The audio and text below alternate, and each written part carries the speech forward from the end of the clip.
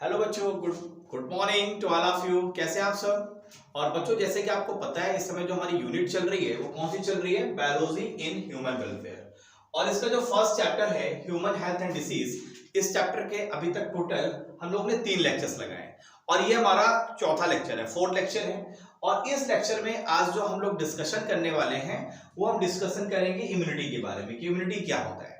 Second, हम बात करेंगे ह्यूमोरल इम्यूनिटी। थर्ड, हम बात करेंगे एंटीबॉडीज से रिलेटेड, जो पॉइंट हमारे नीट एग्जामिनेशन के पॉइंट ऑफ व्यू से इंपॉर्टेंट है। और फाइनली हम बात करेंगे first, second and third line defence, ये क्या होता है हमारी बॉडी में और किस तरीके से प्रोटेक्ट करता है हमको पैथोजन से। तो चलिए बच्चों, स्टार्ट करते हैं आज के अपने इस ब्यूटीफुल सेशन को। तो हमें स्टार्टिंग बच्चों कहां से करनी है? हमें स्टार्टिंग करनी है इम्यूनिटी से। चलो समझते हैं कि इम्यूनिटी है क्या। सबसे पहले एक फ्लो चार्ट के माध्यम से मैं पूरा आपको कॉन्सेप्ट क्लियर करूंगा, एक एक पॉइंट्स को। सबसे पहले अगर हम बात करें किसकी? इम्यूनिटी की। तो इम्यूनिटी की डिफिनेशंस क्या कहती है? इम्यूनिटी की डिफिनेशंस कहती है कि हमारे बॉडी की वो पावर जो हमको पैथोजन से बचाती है, हमको डिसीज नहीं होने देती है, हमको स्ट्रॉन्ग करती है, उसे ही हम बोलते हैं इम्यूनिटी। इम्यूनिटी को हम अगर हिंदी में बोले तो क्या बोलते हैं? कि हमारे शरीर की रक्षा प्रणाली, सिक्योरिटी है ये। तो अगर हम एक शब्द में, एक लाइन में अगर हम इम्यूनिटी को डिस्क्राइब करना चाहें बच्चों, तो हम क्या कह सकते हैं? हम इम्यूनिटी को कह सकते हैं कि ability to fight against disease. हमारे बॉडी की वो एबिलिटी जो डिसीज के अगेंस्ट फाइट करने के लिए हमेशा तैयार रहती है, उसे ही हम बोलते हैं इम्यूनिटी। क्या बोलते हैं बच्चों? इसको हम बोलते हैं इम्यूनिटी। तो इम्यूनिटी क्या हुआ? ये हमारी बॉडी की एबिलिटी है कि हम रोगों से लड़ पाए। रोगों के वजह, जो रोग का कारण है पैथोजन, हमारी बॉडी का जो इम्यून सिस्टम है उसको डिस्ट्रॉय कर पाए, उसको किल कर पाए और हमको प्रोटेक्ट कर पाए। अगर हम बात करें इम्यूनिटी की बच्चों, तो आपको 2 तरीके की इम्यूनिटी देखने को मिलती है। पहली मिलती है जो आपके लिए गॉड गिफ्टेड होती है, या आप कह लीजिए कि मदर गिफ्टेड होती है, मतलब आपको जन्म से ही ये पावर मिली होती है। ऐसी इम्यूनिटी को हम बोल देते हैं इनेट इम्यूनिटी, अर्थात ये जो प्रेजेंस होती है, प्रेजेंस फ्रॉम बर्थ, मतलब बर्थ से ही इम्यूनिटी आ जाती है। और जो सेकेंड टाइप की होती है वो आप पूरे जीवन एक्वायर्ड करते हैं। एक्वायर्ड का मतलब क्या है? इकट्ठा करते हैं। कैसे? जैसे आप देखिए, कभी कभी छोटे बच्चे अपने घरों में क्या करते हैं, छोटे छोटे बच्चे कहीं पर भी उनको मिट्टी मिलेगी, मिट्टी तुरंत मुंह में डाल लेंगे। कुछ भी उनको ऐसी चीजें मिलेगी जो हम लोग नहीं खाते हैं, वो तुरंत उसको डाल लेंगे। एक्चुअली बच्चों होता क्या है कि जब ये छोटे छोटे बच्चे इस तरीके की मिट्टी वगैरह खाते हैं, तो मिट्टी के माध्यम से जो पैथोजन इनकी बॉडी में जाता है, तो इस पैथोजन को मारने के लिए हमारी जो इम्यून सिस्टम है, जो हमारे लिम्फोसाइट बी सेल्स है, बी लिम्फोसाइट जो सेल्स हैं, वो एंटीबॉडीज बनाते हैं। और ये एंटीबॉडीज उस पर्टिकुलर पैथोजन को मार देता है जो सॉइल के माध्यम से बच्चे की बॉडी के अंदर एंट्री किया था। और ये एंटीबॉडीज ये पूरे जीवन के लिए उसकी बॉडी में बन जाती हैं। तो आप देखिए, जो बच्चों का शुरू का ये बिहेवियर होता है, एक्चुअली इस बिहेवियर में ही उनकी इम्यूनिटी सिस्टम को डेवलप करने के राज छुपे हुए हैं। तो धीरे धीरे पूरे जीवन, जैसे सपोज दैट बच्चा पैदा होता है, उसको टीके लगाए जाते हैं, है ना। चेचक के टीके लगते हैं, टीबी के टीके लगते हैं, खसरे के टीके लगते हैं। इन टीकों का मतलब ही यही होता है कि हम बच्चे के अंदर इम्यूनिटी जनरेट करें। कैसी इम्यूनिटी? जो एक्वायर्ड हो, टाइम टू टाइम। तो पहली इम्यूनिटी तो ये हुई जो हम लोग अपने बर्थ से ही पा जाते हैं, मदर गिफ्टेड होती है, गॉड गिफ्टेड होती है। और सेकंड ऐसी इम्यूनिटी होती है जो पर्सन पूरी जिंदगी एक्वायर्ड करता है ड्यूरिंग लाइफ। मैंने एग्जांपल आपको बता दिया, जैसे सपोज दैट इस समय कोरोना वायरस फैला हुआ है, आपने देखा होगा वैक्सीनेशन प्रोग्राम स्टार्ट हो गया। तो इस वैक्सीनेशन प्रोग्राम में है क्या भाई? जो हम ये वैक्सीन ले रहे हैं, कोरोना वैक्सीन, उस कोरोना वैक्सीन में भी क्या होगा? उसी कोरोना वायरस होगा, लेकिन वो कैसा होगा? वीक होगा, जो जिससे हमारा जो इम्यून सिस्टम उसको मार पाए। तो मारने में जो एंटीबॉडीज हमारे बॉडी के अंदर डेवलप होंगी, अब ये एंटीबॉडीज हमेशा के लिए डेवलप हो जाएंगी। अब कभी भी कोरोना वायरस अगर अपने स्ट्रॉन्ग फॉर्म में भी आता है, तो हमारी जो एंटीबॉडीज है शरीर के अंदर, वो उसको मार देंगे। तो इस तरीके की जो इम्यूनिटी डेवलप होती है बच्चों, इसको हम बोलते हैं एक्वायर्ड इम्यूनिटी। यस, ये पूरी लाइफ बंदा एक्वायर्ड करता रहता है। और यही इम्यूनिटी पे अटैक कौन करता है? HIV virus. अगर आप एड्स का पूरा फॉर्म देखें तो क्या है? Acquired immuno deficiency syndrome. मतलब जो HIV वायरस है जब वो एड्स करता है तो आपने ये जो एक्वायर्ड इम्यूनिटी की थी पूरे जीवन, उसको धीरे धीरे वो वीक करता है। तो फाइनली आपने दो तरीके की इम्यूनिटी यहां पर समझा बच्चों। पहली इम्यूनिटी जो हमको बर्थ से मिल रही है, इसको हम बोलते हैं इनेट इम्यूनिटी, और सेकंड होती है एक्वायर्ड इम्यूनिटी। अब जरा एक एक इम्यूनिटी से रिलेटेड पॉइंट्स हम देख लेते हैं। जैसे अगर हम इनेट इम्यूनिटी की बात करें बच्चों, तो ये हमारे बॉडी में 4 तरीके की देखने को मिलती है। How many types? 4 टाइप्स। वो 4 टाइप्स हैं क्या, उसको समझ लेते हैं। पहला टाइप जो आता है बच्चों, वो पहला आता है, ये होता है फिजिकल बैरियर। फिजिकल बैरियर का मतलब, फिजिकल बैरियर का मतलब क्या होता है? रोकने वाला। अगर कोई पैथोजन हमारे बॉडी के अंदर एंट्री कर रहा है तो वहां पर एक फिजिकल बैरियर जनरेट है। फिजिकल बैरियर ऑलरेडी है, जैसे हमारी स्किन है, म्यूकस है। म्यूकस आप जानते हैं पूरा जो है हमारा एलिमेंट्री कैनाल है, जो गट है, इसमें म्यूकस सीक्रेट होता रहता है।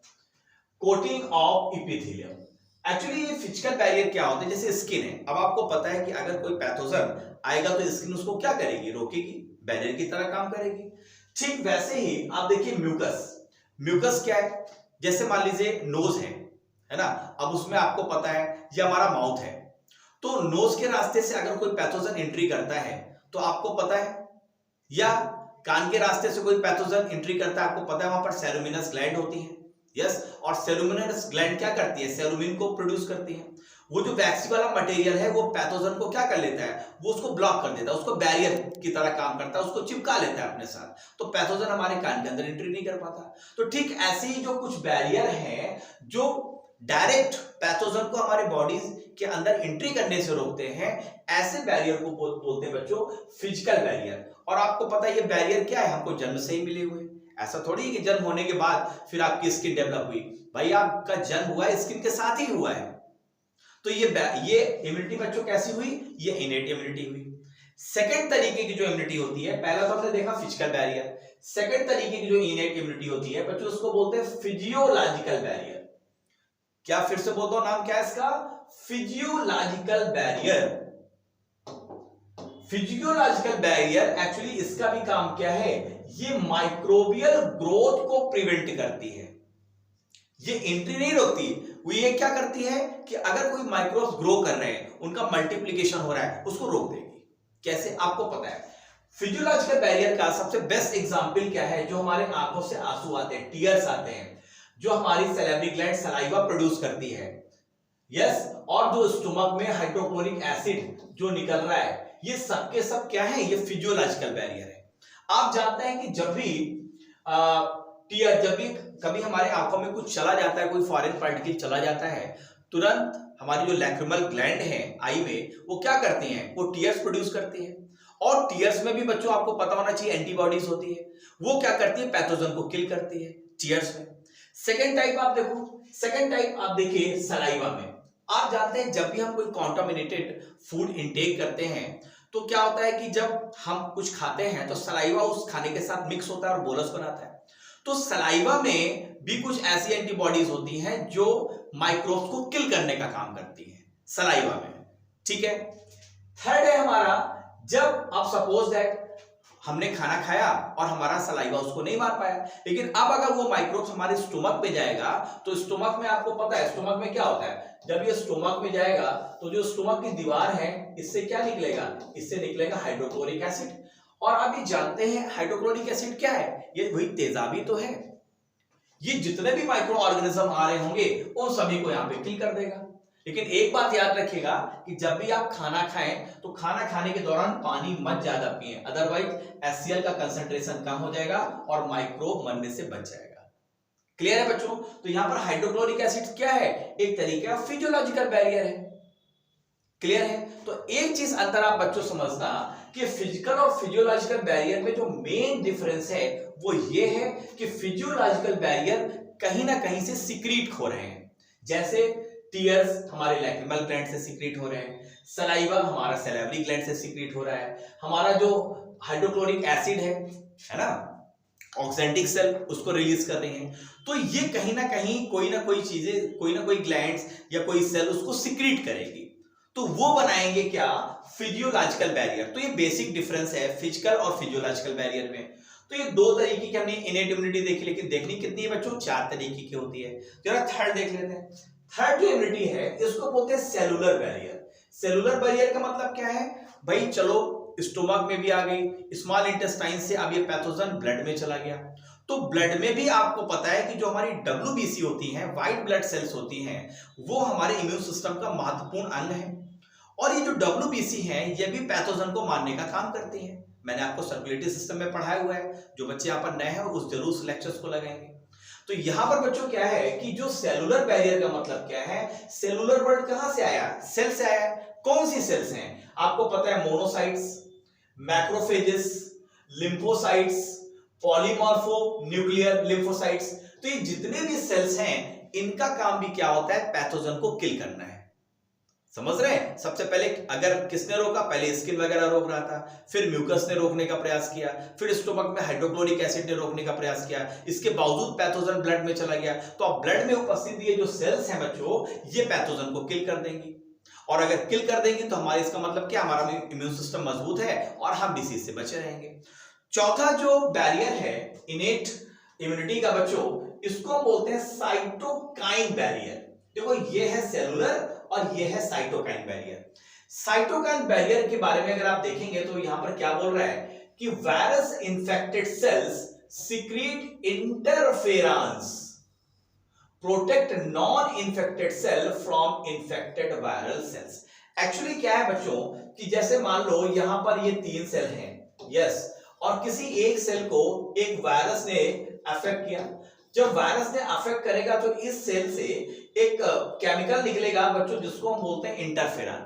और ये इंटरफेरॉन जब ये बाहर निकलेगा तो बगल वाली सेल को ये सचेत कर देगा कि भाई वायरस का इन्फेक्शन हो चुका है, अब आपको भी अपने आप को सेव करना है। यस, तो इंटरफेरॉन एक तरीके का क्या है? एक तरीका अलार्म है जो सेल से बाहर आ रहा है एज केमिकल के रूप में। यस, और इसको हम एंटीवायरल भी बोलते हैं। ये वायरस को किल करने में भी इंपॉर्टेंट रोल प्ले करता है। तो याद रखिएगा इस तरीके का जो बैरियर है बच्चों, इस तरीके के बैरियर को हम बोलते हैं साइटोकाइन बैरियर। तो यहां पर हमने देखा कि जो हम लोगों को गॉड गिफ्टेड है, इनेट मतलब जन्म से मिली हुई है इम्यूनिटी, वो 4 तरीके की है। पहली है फिजिकल, सेकंड है सेलुलर, थर्ड है फिजियोलॉजिकल एंड फोर्थ है बच्चों साइटोकाइन बैरियर। क्लियर है? तो फर्स्ट टाइप की जो इम्यूनिटी है इसके बारे में हम लोग ने बड़ा डिटेल से स्टडी कर लिया है। अब हम लोग जो बात करेंगे, जो हम पूरे जीवन अपने बॉडी के अंदर एंटीबॉडीज बनाते रहते हैं पैथोजन के अगेंस्ट, टीके लगवा के या कोई पैथोजन हमारे अंदर एंट्री किया तो एंटीबॉडीज बन जाती हैं। आपने सुना होगा बच्चों कि अभी ये कोरोना के दौरान आपको पता है बहुत सारे बंदे ऐसे थे जिनको कोरोना ने अफेक्ट किया, उनको पता ही नहीं चला और उसके अगेंस्ट उनके बॉडी के अंदर एंटीबॉडीज बन गई। तो ऐसा होता है। क्लियर है बच्चों? तो अब हम बात किसकी करेंगे? एक्वायर्ड इम्यूनिटी की, जो ड्यूरिंग लाइफ जो है बंदा पूरे जीवन एक्वायर्ड करता रहता है। सबसे पहले अगर हम एक्वायर्ड इम्यूनिटी की बात करें तो पहला जो टाइप होता है बच्चों वो पैथोजन स्पेसिफिक होता है। मतलब इस तरीके की इम्यूनिटी किसी पर्टिकुलर पैथोजन के लिए होगी। जैसे अगर हम चेचक का टीका लगवाते हैं तो चेचक से होने वाला जो पैथोजन है उसको ही मारने के लिए इम्यूनिटी होगी, उसको ही मारने के लिए एंटीबॉडीज होंगी, स्पेसिफिक एंटीबॉडीज डेवलप होगी हमारे बॉडी के अंदर। ठीक है, जैसे मान लो टिटनेस है और टिटनेस अगर हमारी चोट लग जाती है तो डॉक्टर्स क्या बोलता है कि भाई एक टिटनेस का इंजेक्शन लगा लो अगर किसी आयरन से जंग लगे, आयरन से अगर आपको चोट लगी है। तो टिटनेस का इंजेक्शन जब हम लगाते हैं तो एक्चुअली होता क्या है कि हमारी बॉडी के अंदर वो जो क्लॉस्ट्रीडियम टिटानी जो बैक्टीरिया है उसके खिलाफ एंटीबॉडीज डेवलप होती हैं और वो एंटीबॉडीज उस बैक्टीरिया को किल करती है। क्लियर है? तो हमने क्या किया है? टिटनेस का इंजेक्शन लगवाया है, तभी तो एंटीबॉडीज हमारे बॉडी के अंदर डेवलप हुई हैं।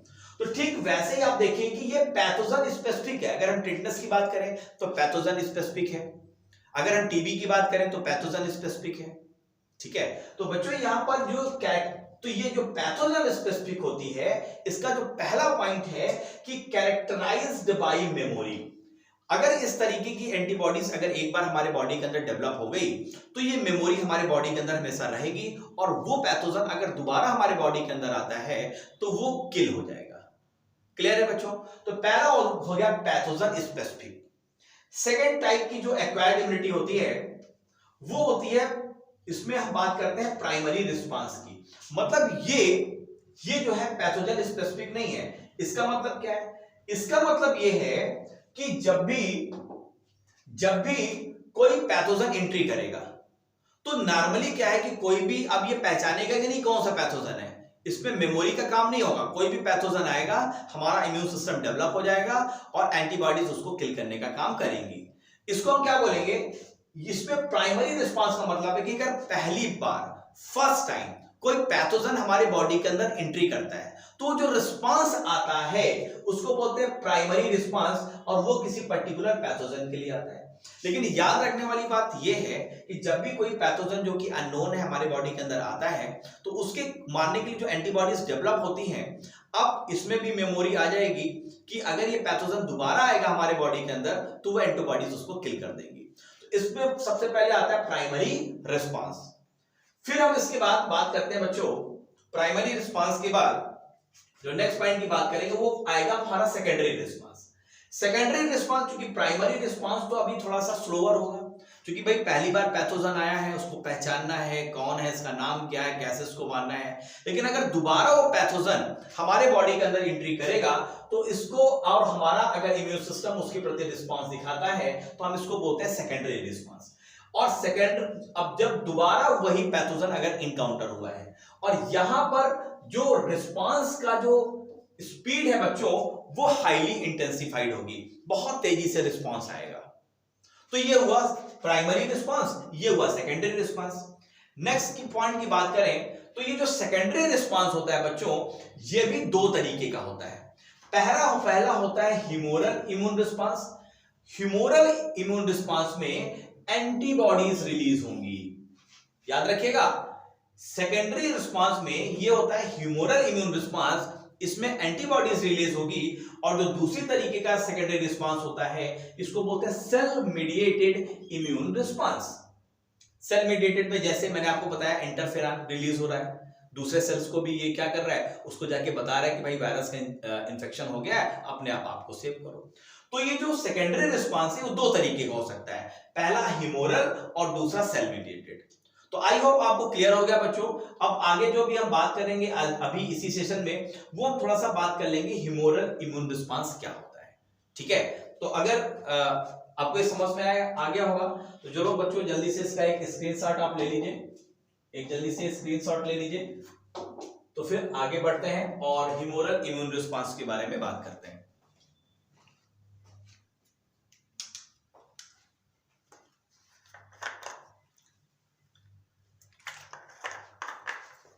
चलिए, आई होप आपने स्क्रीनशॉट ले लिया होगा बच्चों।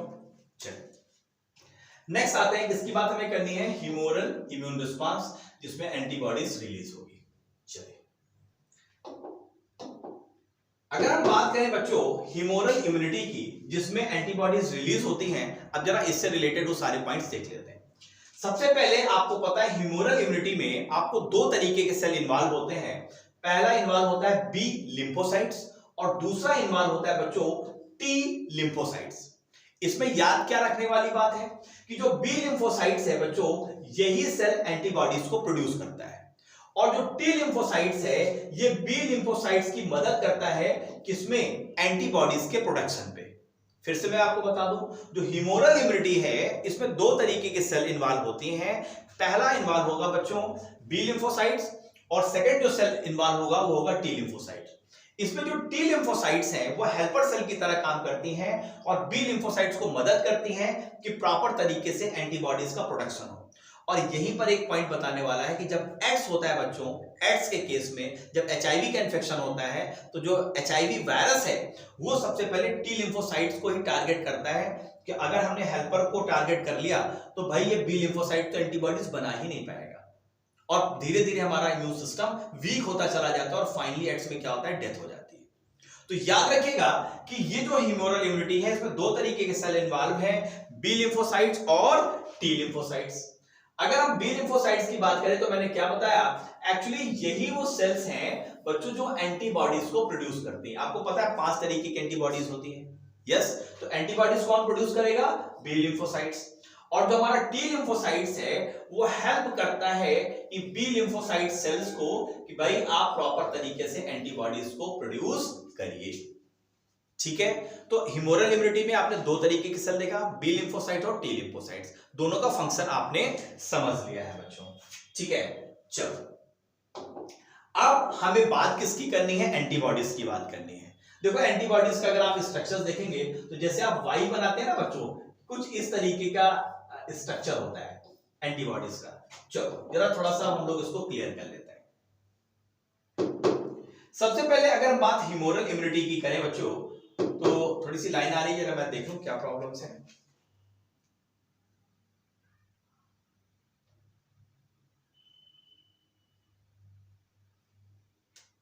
एक मिनट, ओके ठीक हो गया।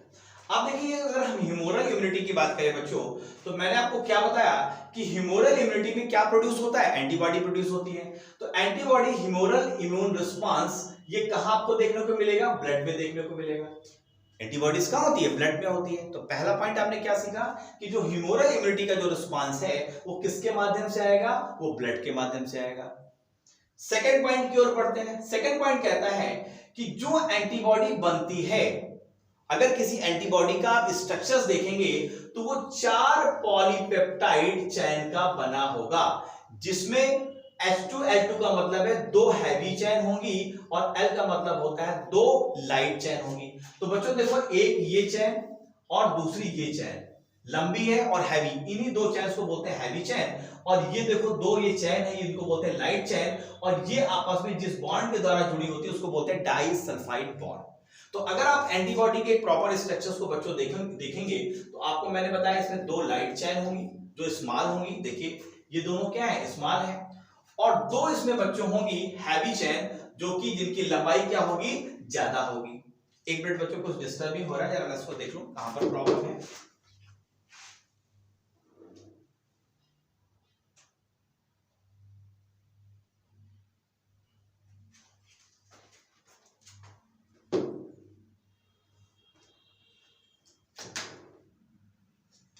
यस ठीक हो गया। कभी कभी प्रॉब्लम्स हो जाती है टेक्निकल, आप जानते हैं। तो यहां पर हमने देखा कि एंटीबॉडी का जो स्ट्रक्चर है बच्चों, वो उसमें 4 चैन होंगी, 2 तो आपकी हैवी चैन होगी और 2 लाइट चैन होंगी, और ये दोनों चैन आपस में डाइसल्फाइड बॉन्ड के द्वारा जुड़ी होंगी। तो यही मैंने बताया, 2 लाइट चैन है, 2 हैवी चैन है, और ये दोनों चैन आपस में डाइसल्फाइड बॉन्ड के द्वारा जुड़ी होती है। अब अगर हम बात करें बच्चों कि मैंने आपको बताया कि जो एंटीबॉडीज होती है वो कौन प्रोड्यूस करता है, तो वो प्रोड्यूस करता है बी लिम्फोसाइट सेल्स।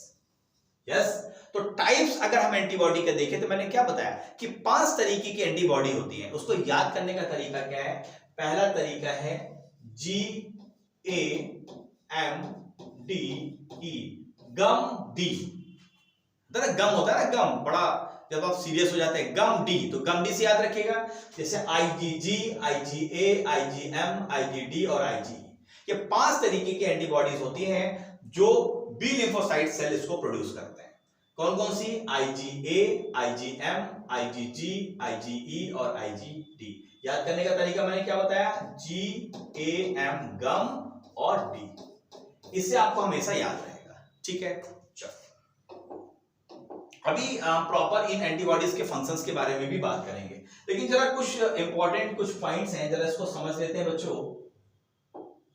पहला इंपॉर्टेंट पॉइंट्स क्या कहता है कि जो मदर का मिल्क है, जिसमें कोलेस्ट्रम आप जानते हैं बहुत ही ज्यादा माना जाता है कि बच्चे के इम्यून सिस्टम को बढ़ाता है ना। तो मदर के मिल्क में जो कोलेस्ट्रम है उसमें बच्चों IgA एंटीबॉडीज होती है। कौन सी होती है, IgA, ये पूछा गया क्वेश्चन। सेकंड पॉइंट क्या कहता है कि अगर हमारे बॉडी में कहीं एलर्जी हो जाए तो एलर्जी के लिए जो एलर्जेंट्स होते हैं उसको डिस्ट्रॉय करने के लिए जो एंटीबॉडीज है बच्चों, उसको बोलते हैं IgE। तो कौन सी है, IgE, ये कब रिलीज होगी, एलर्जी के केस में।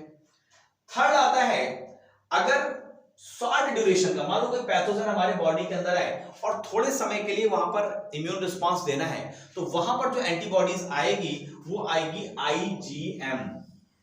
ओके, कौन सी आएगी, IgM। और अगर हम बात करें लॉन्ग टर्म जो रिस्पांस आता है बच्चों, वो आता है IgG से। अब इसको याद कैसे रखना है, अगर किसी बंदे को लॉन्ग मारना है, बहुत दूर है, तो किससे मारेंगे, G फॉर गन से मारेंगे, है ना। तो लॉन्ग रिस्पांस में गन आएगा। अगर वो बंदा नजदीक है तो भाई आप उसको एक मैंगो दे दो, एम फॉर मैंगो, उसको भगा दो, है ना, तो आईजीएम हो गया। अगर हम बात करें release in case of allergy, allergy के केस में आईजीई होगा। और मदर मिल्क में क्या है, मदर मिल्क से आपको हमेशा क्या मिलता रहता है, एप्पल मिलता रहता है, तो आईजीए फॉर एप्पल, तो आईजीए याद रख सकते हैं आप। तो इस तरीके से आपको एंटीबॉडीज याद रख सकते हैं कि कौन सी एंटीबॉडी कहां पर प्रॉपर आपको देखने को मिलेगी। ठीक है बच्चों, चलिए, तो चाहे तो इसका भी स्क्रीनशॉट ले लीजिए, फिर आगे बढ़ते हैं। चलिए, आई होप आपने ले लिया होगा स्क्रीनशॉट। और अब हम ये जो एंटीबॉडीज है बच्चों, इनका जरा फंक्शंस हम लोग समझ लेते हैं, क्योंकि फंक्शन से भी क्वेश्चंस आ जाते हैं। अभी स्ट्रक्चर्स तो फिर से मैं आपको दिखा देता हूं। देखो, ये वही स्ट्रक्चर है एक एंटीबॉडीज का। आप देखिए, ये जो चेन है, ये जो लंबी सी चेन है, इसी चेन को हम बोलते हैं हैवी चेन। ठीक है, तो ये दो चेन हो गई, और एक चेन ये है और एक चेन ये है, ये होती है लाइट चेन। तो बताया ना, दो हैवी चेन हो गई और दो लाइट चेन हो गई। और ये दोनों चेन जिस बॉन्ड के द्वारा बच्चों जुड़ी हुई हैं, इसी बॉन्ड को देखिए यहां पर जुड़ी हुई, इस बॉन्ड को बोलते हैं डाइसल्फाइड बॉन्ड। तो ये क्वेश्चन बन सकता है कि जो एंटीबॉडीज के स्ट्रक्चर में जो दो हैवी और लाइट चेन है, वो किस बॉन्ड के द्वारा कनेक्ट होता है। तो what will be your answer, answer should be disulphide bond. Okay बच्चों, चलो अब हम फाइनली देखते हैं कि एंटीबॉडीज का प्रॉपर फंक्शंस क्या है। फंक्शन ऑफ एंटीबॉडी, तो मैंने आपको बताया 5 तरीके की एंटीबॉडी कौन कौन सी, आईजीजी, आईजीए, आईजीएम, आईजीडी और आईजीई। याद है ना, जी किसके लिए है, लॉन्ग टर्म के रिस्पांस के लिए, है ना। आईजीए कहां पर है, मदर मिल्क में। आईजीएम क्या है, शॉर्ट टर्म का रिस्पांस दे रहा है। और आईजीई क्या है, ये एलर्जिक है। चलो अब जरा समझ लेते हैं आईजीजी का फंक्शंस क्या है। आईजीजी का फंक्शन है, ये प्रोटेक्ट करता है बॉडी फ्लूइड को। बॉडी फ्लूइड जैसे हमारा सीमेन है, हमारा ब्लड है, लिम्फ है, ये सब क्या है, बॉडी फ्लूइड्स हैं। तो इनको प्रोटेक्ट करने का काम जो एंटीबॉडीज करती है, उसका नाम है आईजीजी। याद रहेगा।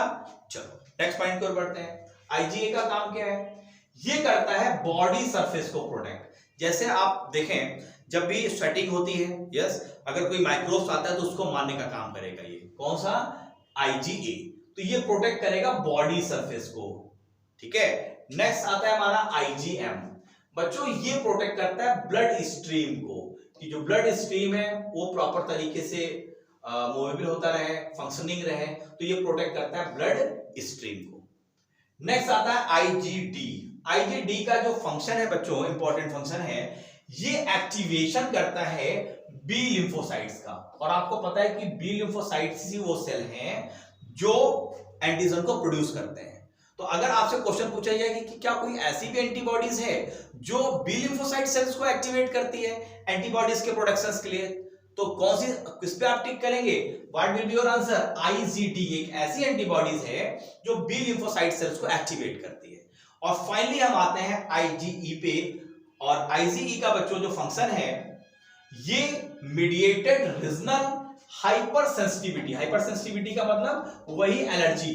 तो एलर्जी के केस में ये आईजीई एंटीबॉडीज रिलीज होती है और पर्टिकुलर एलर्जेंट्स को किल करती है, उसको मारती है। तो यहां पर फाइनली हम लोग ने बच्चों देखा कि 5 तरीके की जो एंटीबॉडीज हैं, इनका फंक्शंस क्या है।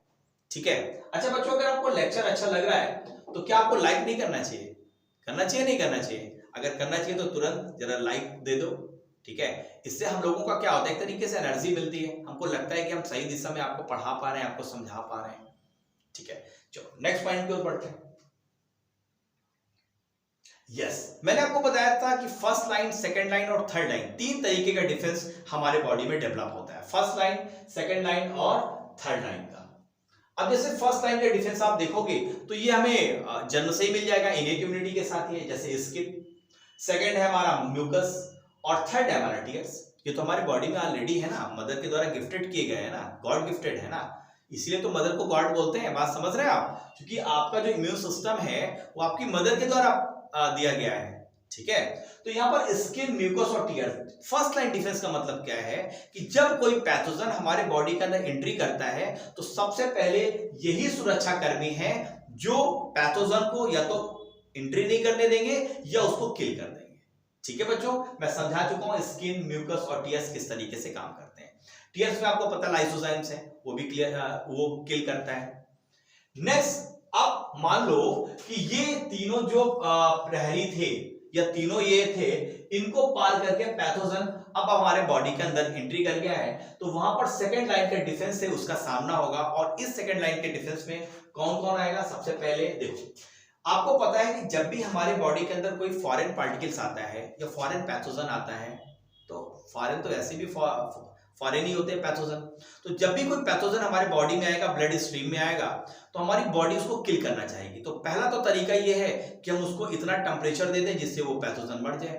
तो बॉडी का टेम्परेचर बढ़ाने के लिए, ब्लड का टेम्परेचर बढ़ाने के लिए जो हमारे बॉडी के अंदर एटीपी होती है, जिसको हम करेंसी बोलते हैं, ये टूटती है। एटीपी एटीपी में जब कन्वर्ट होता है तो ये एक्सोथर्मिक रिएक्शन है, जिससे टेम्परेचर राइज होता है, जिसकी वजह से हमारा ब्लड गर्म हो जाता है। और अगर ब्लड गर्म होगा तो पैथोजन किल हो जाएगा। तो पहला तो ये है कि अगर वो पैथोजन हमारे ब्लड में आ गया है तो फीवर के द्वारा हम उसको किल कर दें। तो मतलब फीवर आना क्या है? एक तरीके का इम्यून रिस्पॉन्स है, हमारे लिए खतरनाक नहीं है, बल्कि वो पैथोजन के लिए खतरनाक है। सेकेंड टाइप्स क्या होता है सेकेंड लाइन डिफेंस का? इंटरफेरन। आपको पता है कि जब कोई सेल में कोई वायरस इन्फेक्ट करता है बच्चों, तो ये सेल एक जो केमिकल निकालती है, उसी केमिकल का नाम है इंटरफेरन। और ये इंटरफेरन एंटीवायरल होता है और बगल में उपस्थित जो सेल्स हैं उसको भी ये अलार्म दे देता है कि भाई वायरस का इन्फेक्शन हो गया, अपने आप को सेव करो। तो सेकेंड लाइन डिफेंस में आया फीवर, सेकेंड लाइन डिफेंस में आया आपका इंटरफेरन, और सेकेंड लाइन डिफेंस में तीसरा आता है न्यूट्रोसाइट्स। आप जानते हैं WBC का ये पार्ट है, इसका भी काम क्या है? पैथोजन को फैगोसाइटिक मीडियम से उसको किल कर देना। तो न्यूट्रोसाइट्स भी यहां पर काम करते हैं। तो कोई अगर आपसे पूछे कि फीवर, इंटरफेरन और न्यूट्रोसाइट्स किस लाइन की डिफेंस है, फर्स्ट, सेकंड एंड थर्ड, तो what will be your answer? Answer should be second line defence. Clear है? चलो, एक और आता है सेकंड लाइन डिफेंस में, ये आते हैं मोनोसाइट्स, है ना। तो मोनोसाइट्स का भी काम क्या है? पैथोजन को किल करना। तो मोनोसाइट्स हो गए, न्यूट्रोसाइट्स हो गए, इंटरफेरन हो गया, फीयर हो गया, ये सभी के सभी बच्चों आएंगे सेकंड लाइन डिफेंस में। अब क्या होगा? अगर ये डिफेंस भी फेल हो जा रहा है तो स्टार्ट होगा third line defence. Third line defence में अब इनसे भी चीजें नहीं खत्म भाई हैं। तो जो थर्ड लाइन डिफेंस है, इसमें बी लिम्फोसाइट जो है ये एंटीबॉडीज को प्रोड्यूस करेगा और पर्टिकुलर एंटीबॉडीज जो जिस चीज के लिए स्पेसिफिक होगी उसको किल कर देगी। तो बी लिम्फोसाइट्स का जो रिस्पांस है बच्चों, इसको थर्ड लाइन डिफेंस के अंतर्गत आता है, इसको आपको याद रखना है। और सेकंड जो आता है थर्ड लाइन डिफेंस में, वो आता है टी लिम्फोसाइट। और आपको पता है बी लिम्फोसाइट्स और टी लिम्फोसाइट यही दोनों मिलकर ह्यूमरल रिस्पांस को जनरेट करते हैं। और टी लिम्फोसाइट्स क्या है? ये बी लिम्फोसाइट्स की मदद करता है कि भाई आप एंटीबॉडीज को प्रोड्यूस करो। तो बी लिम्फोसाइट्स और T lymphocytes both are connected from the third line defence. तो आपको यहां पर क्लियर हो गया होगा कि फर्स्ट, सेकंड और थर्ड लाइन डिफेंस क्या होता है। पहली बार पैथोजन का सामना होगा फर्स्ट लाइन डिफेंस से, अगर ये डिफेंस फेल हो जाता है तो फिर सेकंड लाइन डिफेंस आ जाएगा, और अगर सेकंड लाइन भी डिफेंस फेल हो जाता है तो फिर थर्ड लाइन डिफेंस काम करेगा। जिस तरीके से प्रधानमंत्री की सुरक्षा में जेड सुरक्षा होती है, स्क्वायर नहीं, जेड प्लस सुरक्षा होती है ना, कई घेरों में वो सिक्योरिटी होती है, तब वो कोई बंदा उस प्रधानमंत्री तक पहुंच सकता है। तो ठीक वैसे अपने आप को भी आप प्राइम मिनिस्टर समझो, आपके भी सराउंडिंग तीन तरीके की डिफेंस है, फर्स्ट, सेकंड और थर्ड लाइन। आप भी किसी प्रधानमंत्री से कम नहीं है, ठीक है। और ये सारे डिफेंस आपको पता है इनेट भी हैं और एक्वायर्ड भी हैं। तो बच्चों, इस तरीके से आज हम लोगों ने इम्यूनिटी के बारे में बहुत सारी बातें करी हैं। और अगर ये आपको लेक्चर अच्छा लगा है तो जरूर लाइक करिए, शेयर करिए।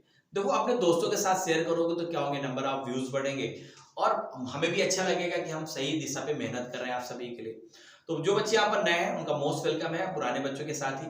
और बच्चों, अगर आप जानना चाहते हैं कि मेरे किस तरीके से रिकॉर्डेड लेक्चर्स या आने वाले लाइव सेशंस के आपको नोटिफिकेशन मिल जाए, तो सिंपल सा करना क्या है, गूगल प्ले स्टोर पे जाओ और वहां पर ये हमारा ऐप है DNC एजुकेशन केविन मीडिया, इसको आप डाउनलोड कर लो। अच्छा, डाउनलोड करोगे तो फायदा क्या होगा? एक तो फायदा ये होगा कि आपको सारे के सारे नोट्स यहाँ पर PDF फॉर्म पे मिल जाएंगे, टोटली फ्री ऑफ कॉस्ट। और हमारे लेक्चर्स भी आपको, मेरे लेक्चर्स भी आपको यहाँ पर मिल जाएंगे। सेकंड, अगर कोई प्रॉब्लम आ रही है आपको तो यहाँ पर मैंने मोबाइल नंबर दिया हुआ है बच्चों, इस पर भी फोन करके आप अपनी प्रॉब्लम सॉल्व कर सकते हैं। और लास्ट में, अगर ये लेक्चर आप अभी YouTube पे देख रहे हैं तो अभी के अभी चैनल को सब्सक्राइब करिए, बेल आइकन को जरूर प्रेस कर लीजिए, जिससे आने वाले लेक्चर्स के नोटिफिकेशन आपको मिलते रहे। तो तो बच्चों इस तरीके से सेशन को आज हम लोग क्लोज करते हैं। Thank you very much to all of you my dear student. We will meet again in next lecture with a lot of energy with new concept. तब तक के लिए bye bye, see you, bye.